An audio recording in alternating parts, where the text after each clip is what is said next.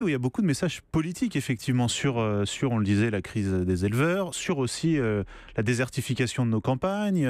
C'est des messages qui vous touchaient, que vous aviez envie de faire passer à l'écran. Bah oui, et puis bon, si vous voulez, moi je suis interprète, donc le message, je dirais qu'il vient plus de l'auteur, mais enfin on le véhicule nous autres.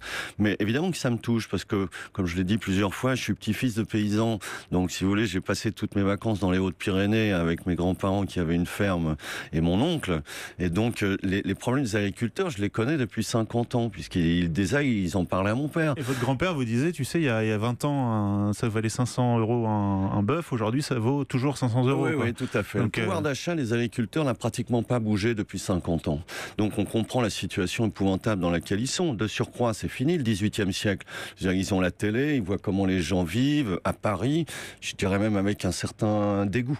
Parce qu'il y a une espèce de trop dans les capitales, que ce soit le pouvoir d'achat, ça sera encore qu'une bonne chose, mais société de consommation, la frime et tout le machin. Donc eux aussi, ils n'ont pas envie de passer pour des pecnos aujourd'hui. Mais aujourd'hui, leur situation, elle est terriblement étranglante.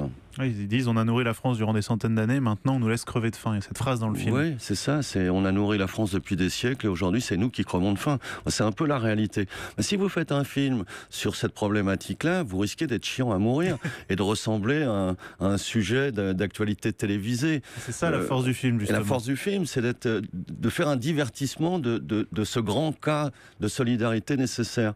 Donc c'est ça qui me plaît toujours. Moi je pense que, franchement, les grands auteurs, bon, je défends mon film, c'est normal, mais les grands auteurs ont tous opéré comme ça.